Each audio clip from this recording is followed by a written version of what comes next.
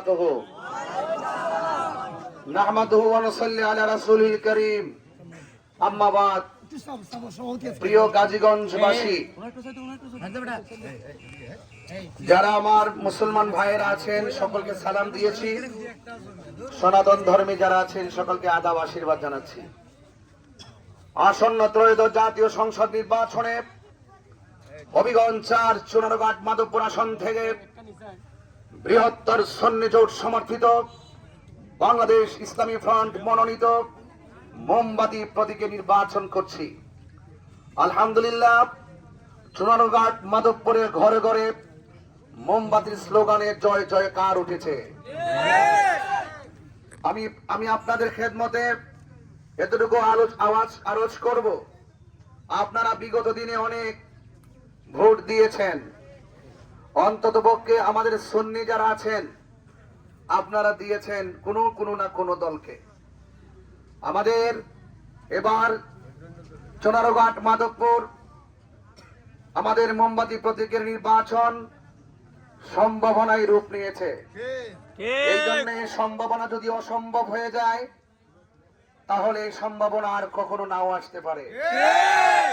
আর যদি এই সম্ভাবনা সম্ভবে পরিণত হয়ে যায়, ইনশাআল্লাহ সারা বাংলাদেশে আহলুস সুন্নাত ওয়াল জামাতের নেতৃত্বে একটি শান্তির সুবাতাস বইবে। এই দেশে একমাত্র শান্তিপ্রিয় দল আহলুস সুন্নাত ওয়াল জামাত। এই সুন্নি জোট একটি ঈমানি জোট।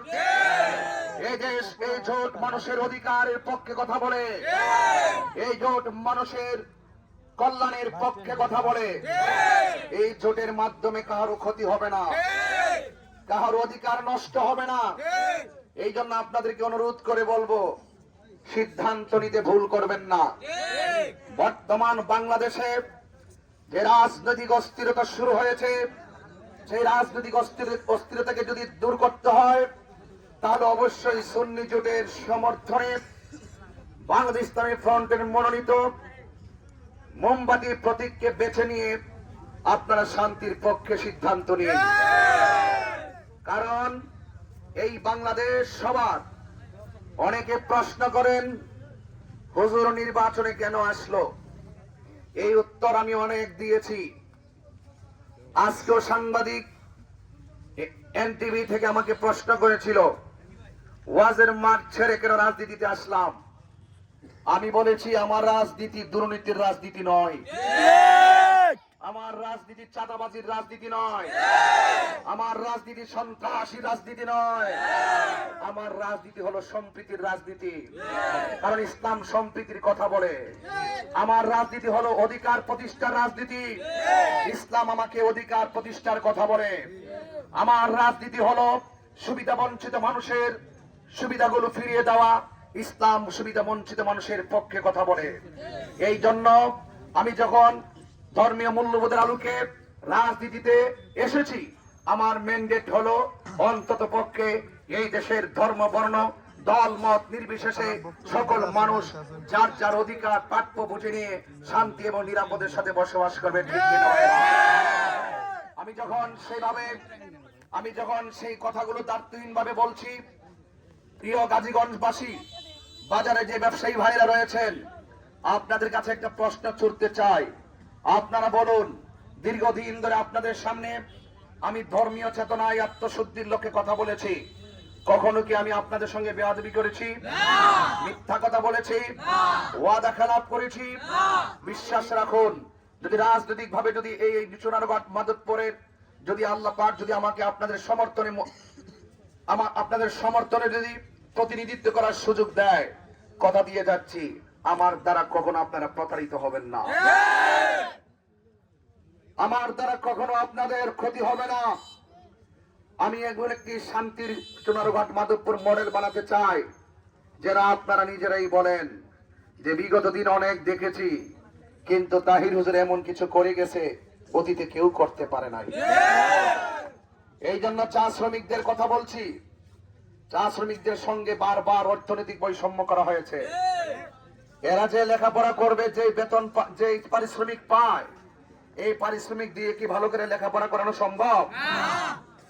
এই জন্য তাদের সুবিধা দিয়ে তাদেরকে লেখাপড়া করাতে হবে, তাদেরকে আর্থিকভাবে স্বাবলম্বী করতে হবে, এবং তাদেরকে লেখাপড়া করানোর পর আমি দেখেছি আমাদের দেশের অনেক সেকশন আছে, তারা বিভিন্নভাবে চাকরি নিয়ে যায়, কিন্তু চা শ্রমিকরা যারা কষ্ট করে লেখাপড়া করার পরও তারা চাকরি পায় না। আমি আমি আমি যদি ইনশাআল্লাহ, যদি আল্লাহ পাক আমাকে কবুল করে, অনেক কোটা নিয়ে তো অনেক কথাই বলে, কিন্তু চা শ্রমিকদের জন্য স্পেশাল একটি কোটার ব্যবস্থা করে দিবেন ইনশাআল্লাহ, যেন তারাও যেন চাকরি নিতে পারে, তাদের আলাদা মর্যাদায় যেন মাথা উঁচু করে দাঁড়াতে পারে। বাজার ব্যবসায়ী ভাইরা, আপনারা যখনই ব্যবসা করেন, আপনারা অনেক সিন্ডিকেটে অনেক ধরনের চাঁদাবাজির খপ্পরে পড়েন। আল্লাহ যদি আমাকে দয়া করে, ইনশাআল্লাহ যদি আমি প্রতিনিধি হয়ে আসতে পারি, তাহলে চাঁদাবাজদের ঘুম হারাম করে দিয়ে এই বাজার থেকে চাঁদাবাজি বন্ধ করে দিবেন ইনশাআল্লাহ।